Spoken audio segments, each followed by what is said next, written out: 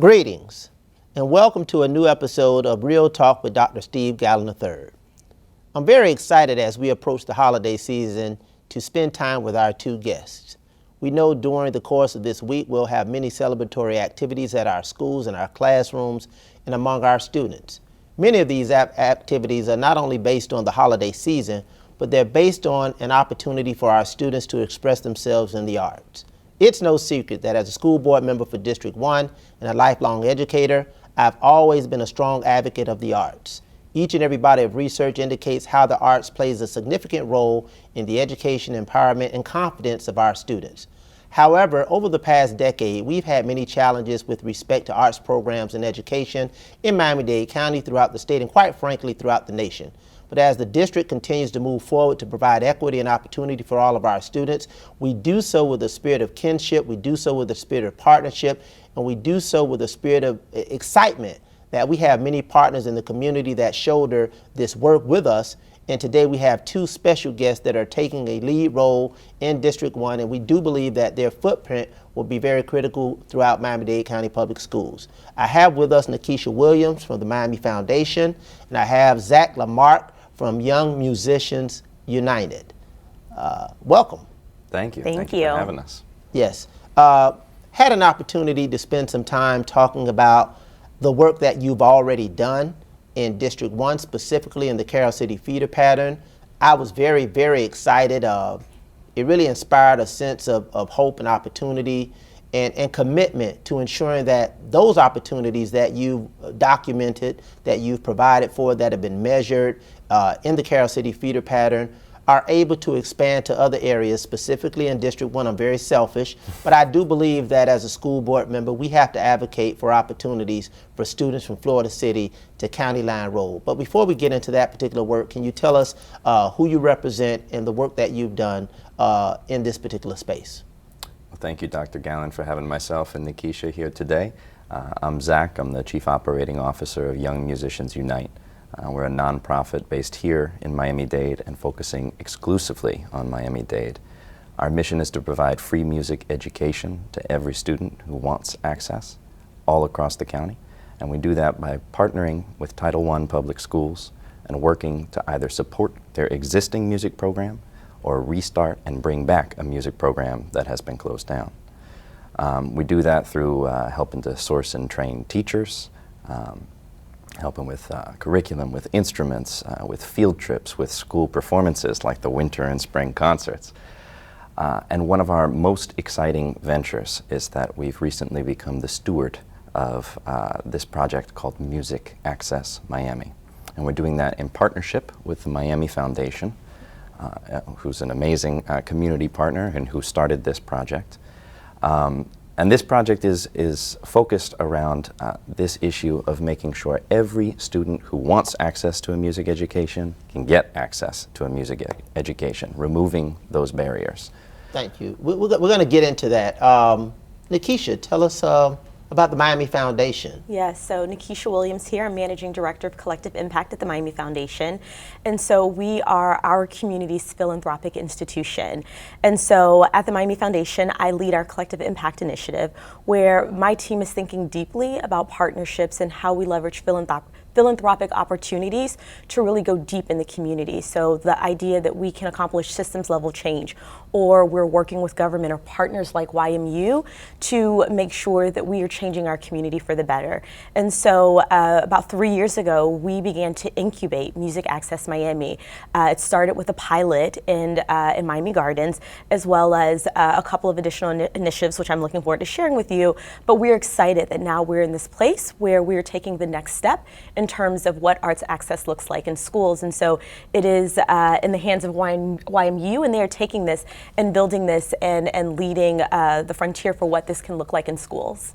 Yeah, it was, thank you. It was a great opportunity to meet with you all, and yes, we provided a platform for a discourse, but I've always believed that you can have the best programs, you can have the best partnerships, but all of those are predicated on the people who are leading it. So I want to say first and foremost, I'm very, very impressed. I want to commend you for the leadership that you bring to it on a personal level, and that is what really inspired me to continue to advocate for this work, to support this work. But on a personal level, Nikisha, I know you've been in the space of altruism in this community for quite some time, and you have a significant track record with this particular body of work. But tell us a little bit about you. I know the arts may spark some interest in you. Do you have any interest in the arts? Do you know anything about the arts in education, or are you just a person who was an observer? What a great question. So I actually was a dancer when I was younger. So I spent, do tell. Yes, I spent many years at Edwin Holland School of Dance in North Miami from about, I guess, 4 years old till I was in high school, dancing, not only practicing dance, but also teaching dance, which was amazing. So while music is not my thing, arts is my thing. And so I know the power of arts as a student coming up in the school system, and even outside of just taking dance privately, I also dance within the school system. And so I was on our flag team. And so I know the power of the arts, and I'd like to say I continue to dance to this day, because again, once you're a dancer, you're always a dancer. But to your point, I've been doing this work for a really long time. So I'm excited to be able to leverage the work that I'm doing at the Miami Foundation now. Before this, I was at the Opelika Community Development Corporation. I'm deeply passionate about community. I'm deeply passionate about the people who live in our communities and how we create a better future for the folks who live here. Well, thank you. I have a reputation as a board member that I often ask the question that I already know the answer to, so I must confess that question about your affinity or your experience in the arts, I knew the answer, but I thought it was important to our viewers to understand that this is not something that you're doing just as a vocation, but that this connection to the arts, maybe not to music, but to the arts, which I think all fall under the same umbrella, is something that you're deeply connected to on a personal level. Zach, tell us about your background relative to the arts or music, or how did you fall into this particular space? Because I believe that people who advocate for education, quite frankly, it's not done simply as a function of a vocation. It has to bring to bear some sense of passion. So tell us about your background. Well, first and foremost, I'm a musician. That's the way I see myself in the world. I've been a musician since I was 5 years old and first discovered snare drum in school. Every door in my life has been opened as a product of the free music education I received, or as a product of the music world that I was able to tap into because of that music education. I'm a jazz guitarist by training. That was my first career. I've done recording, I've done touring, and I've done a lot of work in that space. None of those skills, disciplines, or opportunities would have been afforded to me without that prior preparation and training. And to me, I've always been a teacher. I think maybe 6 months after I picked up the guitar, which became my main instrument in my profession, I started teaching. I mean, it was right away. I just wanted to tell everyone I could tell about how cool this thing was. And so to me, it's something that's been natural. It's something I couldn't avoid. So doing it now in a formal way through the work with Young Musicians Unite. I've been COO there for about 6 years now. And was part of some previous educational initiatives. It's something that I'm really excited about, because if I can provide the type of experience that I would have wanted to have as a kid, that I would have wanted to have access to, and in some ways I did have access to, that's our goal. Well, thank you. Usually on this show, I'm the one charged with having my guests to emote, and I think you're trying to assume that your discourse, your reflection, brought to bear some personal, deep emotions in my life. A few months ago, I lost my middle brother to a sudden death. He had some challenges throughout his life. He's a product of the Miami-Dade County Public Schools, but he eventually dropped out. But he was a musician.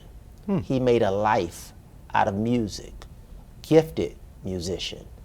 I always described him as the prince who never wore the crown. He was a writer, he played every instrument, and he made a life through music.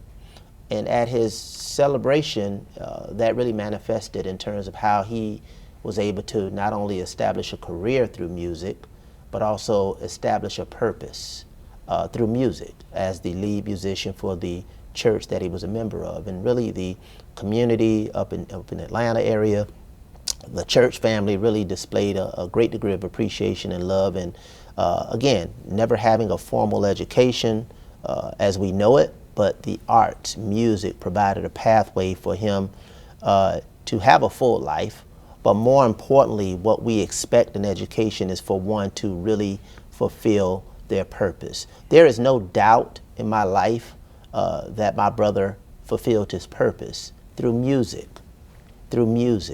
And his first love was the guitar, but he could play the keyboard, the drums, the horns. He's written music, and I understand the power that the arts play in the role of our young people who may not go to college, who may not want to go through a formal track of education, but can have an experience that ignites something in them, not only with the skills, but what I also believe are the gifts that God endows to each and every one of us in a very unique place. So I want to thank you all for allowing those opportunities to be expanded to children in underserved and underrepresented and undervoiced communities and schools and classrooms and families. And I want to talk about that work right now and how important that is. Let's start with the work that you've done in the Carroll City feeder pattern, which you all know and the community knows and everybody knows. That's a very special place for me. That was ground zero for me when I ran for my election in 2016. So I know that the inequities, the dearth of opportunities for those students, not only through arts, but through academics, were prevalent. And it's great to know that we've had partners that picked up the mantle so that I don't have to do this work alone, that the board doesn't have to do this work alone, that we do this work together. So let's talk about that work in Carroll City. So the work in Carroll City is part of what we're doing with the Music Access Project. We created what will now be a series of alliances, but it started with Carroll City with the Miami Gardens Music Alliance. And the idea here was to approach Carroll City at a neighborhood level and really address the direct needs of the community, rather than going in as an outside organization and saying, hey, these are the programs we do, take it or leave it, do you want it or not? We decided to have conversations up front with all of the stakeholders, with the principals, with the activities directors, with the music teachers, with folks from the district, folks from the school board, and say, you know, where are the gaps right here in the access for these students?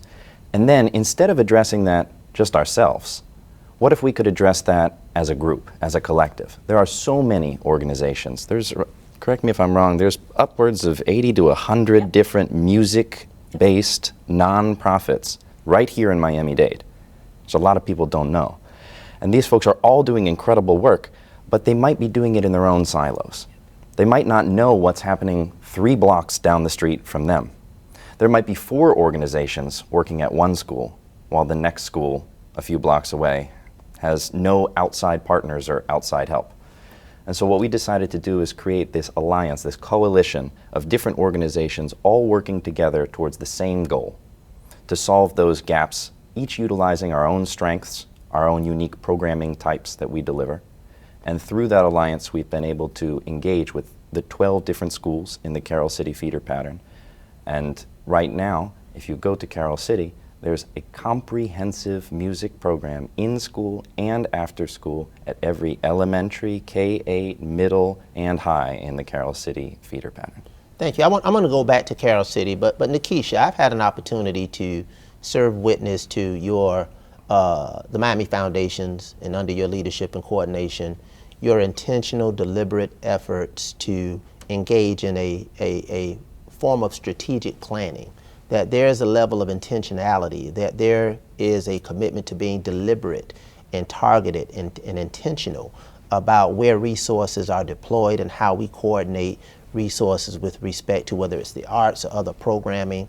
Zach talked about not working in silos. Can you talk about why is that important? Why has the Miami Foundation taken that approach? Yeah, so when we started to do this work, one of the things that we saw is that we found that there are principals who had a lot of nonprofit organizations who were working in their community or in their schools. And then you had those schools that actually needed the most that maybe only had one or two. And so we started to go down this route and say, like, really, what is happening here? And what we found is that there was no rhyme or reason for how, schools choose which nonprofits are in their schools. Oftentimes it could be that there's a pre-existing relationship. It could be that the nonprofit finds that it's easier to work with the principal oftentimes. And as we know, when you are principal, you are juggling a lot. You are managing a lot. You want the resources in your school, but you've got a lot that you're trying to figure out, whether it be scheduling or how do you work with all of these nonprofit partners. And so what we wanted to do is figure out how is there equitable access to arts education. And so I will say we started by literally just putting out a survey and creating our own Google map. But in doing that, we knew that there was something a lot deeper that we needed to uncover. And so earlier this year, we launched what is called the ArtLook map. And what this is a map that tracks what arts looks like in schools, what are the nonprofits that are providing arts access in school and out of school, and what are some of the arts activities that are happening even beyond that in this one map. So now the principals can use it so that they can understand, one, what are the opportunities exist. They can also go into the map and actually list the things that they want to be offered in their schools. But then also nonprofits can take advantage of this map because they can see what services exist in what regions and what schools. And so informed decisions can be made across the board. This map is also accessible to parents and teachers or parents and students, because now they could also look at this map to say, well, my child is really interested in this. And so I see where they're providing these courses in the school system, but then also there are these nonprofit organizations that are coming in and providing these extracurricular activities for students, be it during the school day or outside of the school day. And so at the end of the day, for us, we wanted to make sure, again, that all kids have access to high quality arts education. And just in doing this research earlier, we just found that it was happening in this haphazard way. And so we wanted to use the power of data to inform everyone so that everyone could make informed decisions. Yeah, it's so funny that we in education have embraced this nomenclature around the utilization of data, but in terms of how we coordinate with our community partners with respect to data-driven decision-making, data-driven partnerships, data-driven deployment, I had not seen that, and I thought that it was critically important. And I know a little bit about being a principal, having been a principal for 10 years and at Northwestern, for example, for 7 years. And I know the preoccupations that we have on a day-to-day, and I know how many people want to do great work in our schools, but it has to be done in a very coordinated way.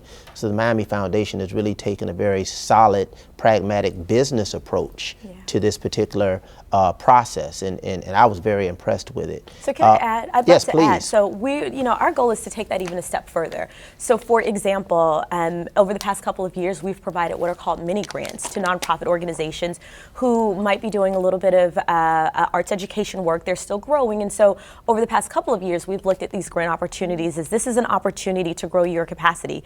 Now we are thinking about in 2024, how do we connect those grants to actually what we're seeing on the ArtLook map? How are we allowing or empowering principals and teachers to say, this is what I want in my school, and then how do we connect them with the nonprofits? So again, it is data-driven decision making. So now we're looking at our funding based on what we're seeing in the map, based on what the principals and the teachers are telling us. And so hopefully in 2024, we will make that connection where we are understanding what is it the principals are telling us, and we are funding based off of the arts activities that they want to see in their schools. And I think that's so significant because you're mentioning grants, you're mentioning providers, but all of those things are predicated on funding.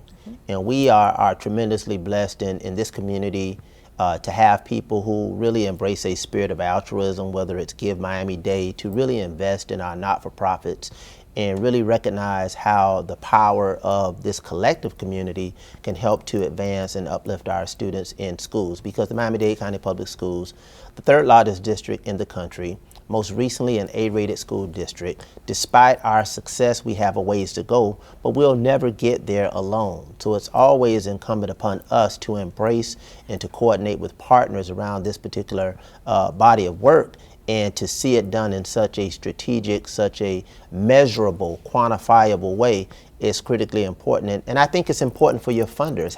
How do your funders look at that when they know that you have a framework for how those investments, because we talk about in business very often, and I think these business principles are really applicable to education, it's about a return on investment. Talk about what that is what does that mean to your funders in terms of this framework, and how has that enabled you to solicit additional support for our schools? Yeah, that's a great question. So we are already seeing where some of our funding partners, so other folks at the table who are funding arts education, where they want to use this map. Because again, they were directing funds to schools, to nonprofits, not really understanding what the need was. And so now we are bringing other funders to the table with us to help fund the Art-Look map. We are also bringing funders to the table to help invest in the Music Access Miami project, and it's all being done based on what the data is telling us. And so we're really excited because, again, this just launched last year, but we know the power of data, and so we're excited because even in 2024 there are plans to dig deeper into the data to help see what it will uncover, because right now we know how many minutes of instruction are being provided. We have an idea of how much money philanthropic dollars have been put into Miami-Dade County, but as we start to dig through that data, we're excited to see what else we can uncover, because again, once we know it, once we shed light to it, then we're able to really address those issues. Speaking about shedding light, in 2016 I had a commitment to this community to shed light on some of the academic deficiencies in District 1, quite frankly, and I think collectively we've done that. Shout out to the principals, the teachers, the entire District 1 family. For the 5th consecutive year, we have no F or D schools. When I got elected, we had the highest number of F schools, with Carroll City Middle School being the school with the highest number of Fs on a consistent basis, 5 consecutive Fs. Shout out to Principal Negron, who served as the leader at that time. I know he's been instrumental in the work that you have done at Carroll City Middle School. And again, this is a combination of how we've transformed that school from a school that had 5 consecutive F ratings to one who really came out of that particular position of failure. And again, it was not predicated purely on academics, but it's a combination of a lot of things. Talk to me about that Carroll City story, the Carroll City Middle School story. I can tout 2016, but I know that something was noted in 2008. That was a watershed moment in this community, throughout the state, throughout this nation, throughout the world, when we talked about the Great Recession. It was an academic recession, but there was a recession that vexed this school district, a recession that vexed schools, a recession that vexed resources in classrooms. Take us back to 2008 and walk us through that journey to where we are right now. Absolutely, and you'll have to give me a minute because I love this story. But that's why I wanted to hear it. I read the story, I heard about it, I reflected upon it, and I really related to it. So, as you know, and as you've teased and this is real talk. That's right. Real talk. So whatever it was, it is what it is. It was what it was. We don't sugarcoat on real talk. That's why it's called Understood. Real Talk with Dr. Steve Gallon III. So what was 2008 like at Carroll City Middle School with respect to the arts education program? And I'll let you tell that story. Well, with respect to the music program, it was devastating, because Carroll City Middle School was a music school. It was a school that had music as part of its culture. Can you repeat that statement? So Carroll City Middle School was a music school. Okay. It had music as part of its culture, as part of the fabric of the school. If you walk into the band room at Carroll City Middle School, the shelves on the wall are lined with awards, with photos of huge marching bands, choirs. I'm not talking 10 students, we're talking 50 students, 75 students, 100 students. They went to FBAs, they went to All-States. I mean, this was a school that was known for having excellence in this program. In 2008, that program was cut, when funding for that program was cut. When we walked into that school with Principal Derek Negron, there had not been a music program since 2008. And this was in, I guess it was 2018, the first time we walked in that room. 10 years. That's 10 years of no music program. Yeah. And so what we were able to do, working with Principal Negron from Carroll City Middle, and through the pilot program of Music Access at that time, was to bring back that music program for the first time since 2008. But we actually had planned to bring it back in the fall of 2019. We said we're going to have a clean start to this. We're going to, make sure all of our ducks are in a row, and we're going to start when school starts. But there was one student from Carroll City Middle School who would not accept that answer. His name was Jalen. And when he heard there was going to be a music program there, he organized students to march on the principal's office to demand that this program was brought right now, so that they could start before the end of the school year. So we actually had to go back to our funders for this program and say, hey, we need just a little bit more because we need to start now instead of waiting till August because the student interest is this high. And we already knew we had picked the right partner, but by the time this happened, we could tell there was something really special going on in the Carroll City area. So fast forward from then, having across all 12 schools, barely a functioning music program. There was one at the high school level, which was hanging on under direction of a legendary music teacher who had been there for a long time and was putting a bunch of effort into continuing that program. But he had no feeder. Mm-hmm. He had no students coming into his high school who were great musicians ready to play. And so what we were able to do is start with that pilot with Principal Derek Negron, expand this vision to bringing in all of these other great organizations like Guitars Over Guns, Achieve Miami, Arts for Learning, Miami Music Project, the Save the Music Foundation. Aggregate those partners towards one goal. Fast forward to today, and all 12 schools have a full-fledged, sustainable music program with access for, correct me if I'm wrong, but it's somewhere in the realm of 3,300 students a year who are going through those music programs. Outstanding. Thank you for telling that story. I think it's critically important to our viewers to understand not simply the destination to which we have arrived and where we intend to go, but the journey that was launched in 2008 and what the reality in that school reflected. Many people may ask, was it predicated simply on the recession in 2008? That was part of it.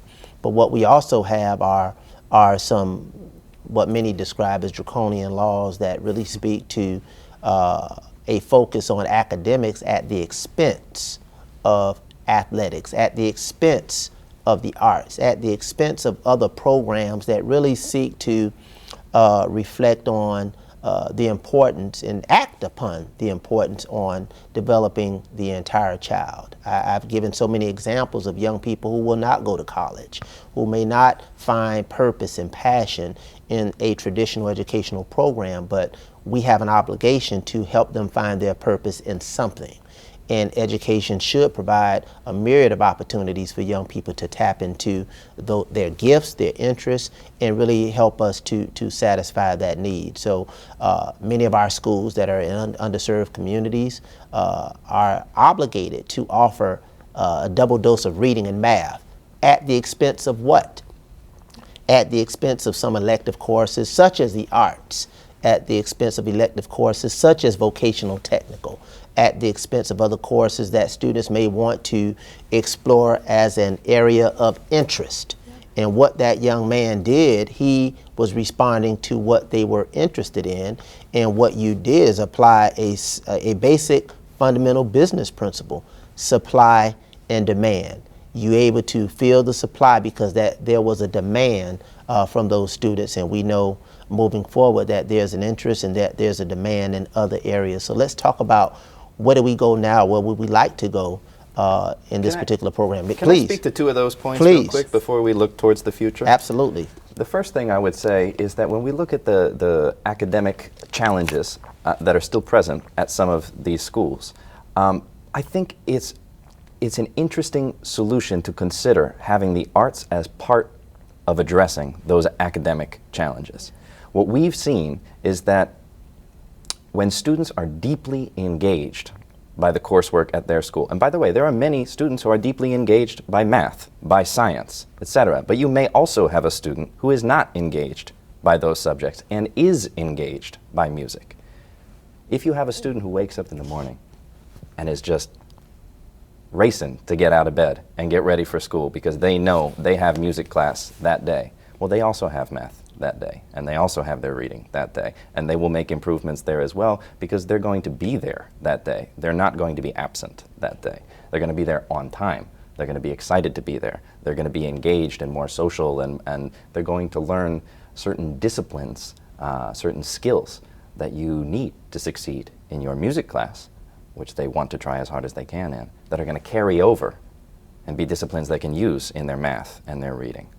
And the second thing I would say is that, as you know, a school's resources are dependent around a school's enrollment. Yes. And what we saw after the first year, full year of offering a consistent music program at Carroll City Middle School and taking that school around to the feeder elementaries, taking that band around and having them perform for those other elementary schools, we saw the enrollment go up, the feeder pattern enrollment go up fourfold for Carroll City Middle over the previous year. So these are ways that music can be included as part of the solution, arts can be included as part of the solution of addressing academic concerns or challenges. Yeah, I'll just make a correction, and then I want to go Please. to Lakeisha. I don't think it's a matter of arts and music could be included. I think it's a matter of fact that it should be included. Must be. Absolutely. If we're making data-driven, research-based decisions that are proven in the best interest of our children, the research is very, very clear. There is an indisputable, clear connection, clear nexus to how music and arts education serve as a catalyst for a student's intellectual growth, emotional growth, social growth, mental growth. It's a part of the educational equation. It's a part of the educational pie. So to the extent that these programs were not available, I think we were really depriving our students, and in some cases we still deprive our students of the fullness of what educational opportunities should reflect and represent. Lakeisha. You hit on what I just wanted to say, the idea that arts, like if we were to fast forward this story, 5-10 years, our goal is to build kids who are productive and they are showing up as their best selves in communities. And imagine the ways in which then communities are able to change, because arts creates well-rounded kids. They create whole kids. It gives them an emotional outlet when sometimes other disciplines really just don't give them that outlet. And so I just wanted to add on, but you really hit the nail on the head, that this is important because we are building the citizens of the future ultimately. And so when we give them that well-rounded education, they're able to show up as their best selves. Well, thank you. A lot of people ask the question, so what do we do about it? Obviously, the public school system is a creature of the state. We are obligated to operate within the four corners of state statute and related policy.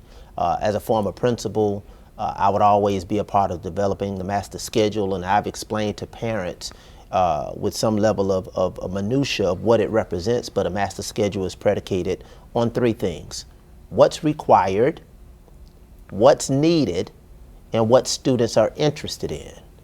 Our educational construct has devalued the third construct, interest. We obviously have to satisfy what's required, the non-negotiable, to be promoted, to matriculate from middle to high school, and ultimately to graduate. That's required. What students need academically based on some lack of proficiency in reading and math. We understand, we get that. But we, in too many instances, don't provide an opportunity to have students explore what they're interested in. And I think that is the fullness of the educational menu, at least from my 34 years in education at every level, of what should complement an educational experience. And we have to get there through advocacy. We have to get there through partnerships. We have to get there through innovation and ingenuity. And I know we're trying to get there through partners such as you. We have some legislation that's in the state right now talking about deregulation. We'll see what that looks like from an accountability standpoint. But in the interim, we'll embrace the wisdom of my late father with an 8th grade education and a PhD degree in wisdom. Start where you are, use what you have, and do what you can. And that's what this alliance really has epitomized. So we know where we are, but where are we trying to go? Where would we like to go in terms of providing additional opportunities for equity and access? What's on the horizon?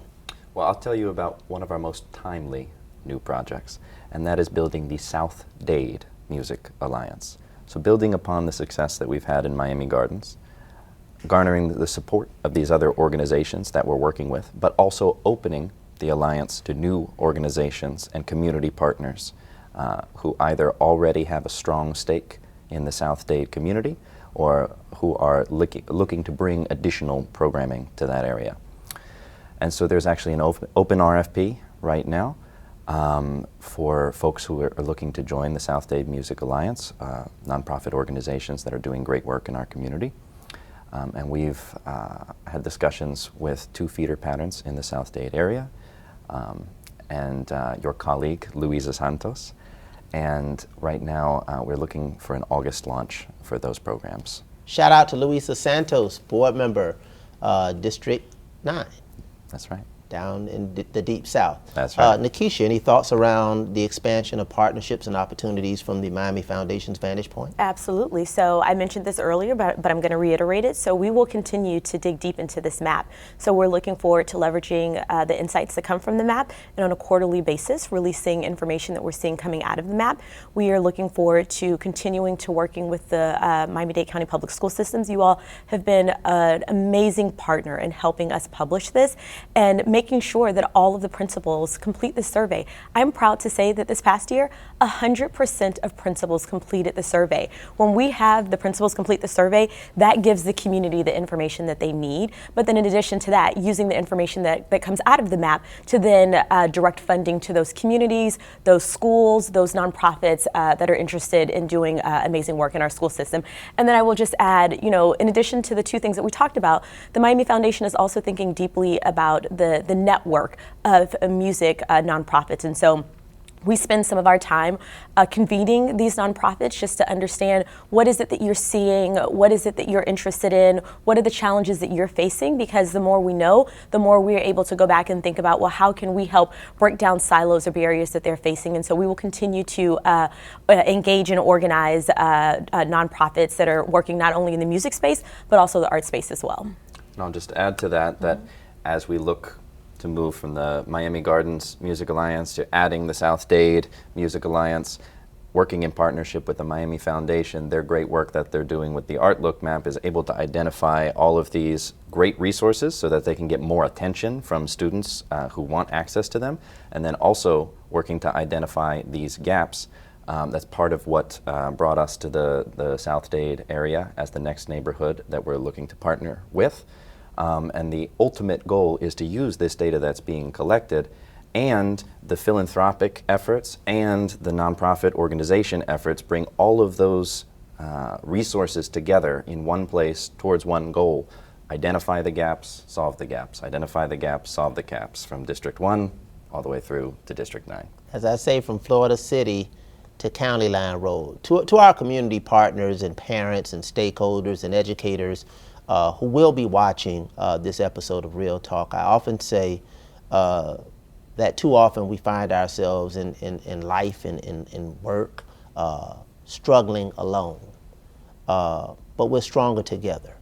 I think this alliance has really demonstrated the strength of and power of solidarity and the success that it brings to bear on communities, on schools, on families, but most importantly, the success that it brings to our children. And for those organizations that are interested in learning more about it, can you please share with them information about the Miami Foundation, the Young Musicians Unite? Youth Musicians Unite. How do they reach out to you, your website, your information, before we prepare to close out? Yeah, I'd love to start with, you can find information about the work that we're doing at musicaccess.miami. And so that is where you can find out everything that we've talked about today in relation to Music Access. Individually, if you wanted to reach the Miami... Is there a website or anything? Yes, Music Access... Yep, it's musicaccess.miami, which is a bit of a strange URL, but that's the site where you can find information on the partnership between Miami Foundation and Young Musicians Unite, all of the Alliance members, cohort members, Music Access Network members, etc. That information is hosted there. Is there information about what schools are part of this network as well? Yes, there is. Lakeisha, so parents can Yes. find information about that, because this information will be available on the screen to follow up if you choose to. And then as a parent tool, there's the Artlook map. Do you want to direct people to that as well? Yes, so that would be artlookmiami.org. artlookmiami.org. And then I believe if you go to youngmusiciansunite.org, you can find us, Miami Foundation. MiamiFoundation.org. Yeah. Yes. Well, I want to thank you. We never declare victory too soon, but we often have to celebrate successes as we realize them. I say to my viewers, I'm so proud of the work that has been done.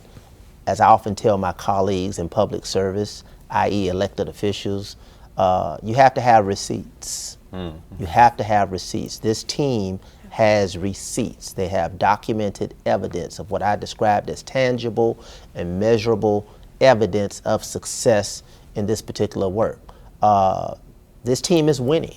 We know, I didn't say won, because it's a continuous journey toward improvement, and this work continues. We won't win until we provide equitable opportunities to all students.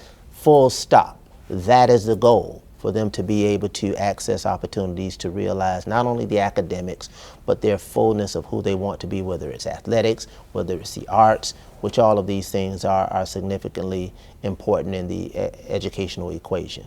As we prepare to close out, I always ask you to give some final comments and to give a shout out to somebody you would like to shout out to on Real Talk with Dr. Steve Gallon III. Absolutely. So first I'll say, Dr. Gallon, thank you so much for your support in this project, and thank you for having us today. Closing thoughts, I would just say that if you or someone you know is looking to get involved in something creative, now's the time. Who would you like to give a shout out to? I'll give a shout out to the CEO of the Miami Foundation, Miss Rebecca Fishman-Lipsey. She's a big inspiration to many leaders across Miami, and she was one of the first people to have the vision for this project, and so we're very grateful to her. Thank you. Lakeisha. So I think you hit the nail on the head with a comment. So I will just shout out philanthropist Dan Lewis, who was Rebecca's partner in crime in really coming up with this program. And so the work that we have done really stands on their shoulders. And so those were the two who architect this amazing program, and we're the lucky ones who get to implement it. Absolutely. She said partner in crime. I'm going to say he's a partner in commitment. There we go. Partner in commitment, because we do believe that it may be criminal to continue to deprive our students of full educational opportunities from Florida City to County Line Road and throughout districts and schools and families and communities throughout this state and this nation. If we're going to really honor the true principles of being the great country of opportunity and fairness and equity, we have to start honoring that promise, fulfilling that promise in school districts, in communities, in schools, and in classrooms with our children. Again, I want to give a shout out to you all for the work that you do on behalf of District 1 and the work that you will do on behalf of children throughout this community from Florida City to County Line Road, and know that I stand both as a board member and as an individual at the ready to support this work on behalf of our children and on behalf of our future. Thank you. Happy holidays. This has been another episode of Real Talk with Dr. Steve Gallon III. And as you move toward the new year in 2024, 2023 has been great. But if you want any resolution, I'll say for the new year, just keep it real. I've been on a vibe kind of hard to describe. I'm in between, I'm good and it's fine, but I'm tired of the grind. Then I come alive in the night to realize I'm in the middle of the time of my life. I'm never so packed for the stack, never lied on the rap. Got a bag from the way that I write it. Queen looking Tyson, do that ass survive, doing 80 to the house. Then I hit her to the sky, change haters on a tirade. Talking to their crib in the face, be still, let that hit stuff fade. We all want the same, we all want a meal in the safe. I wanna live like I'm trying to reach enlightenment. Trail spill from my lips, feel big from the bib. Take a sip till I pass out. I'm trying to get grit, but it don't make sense. Cause you can lose life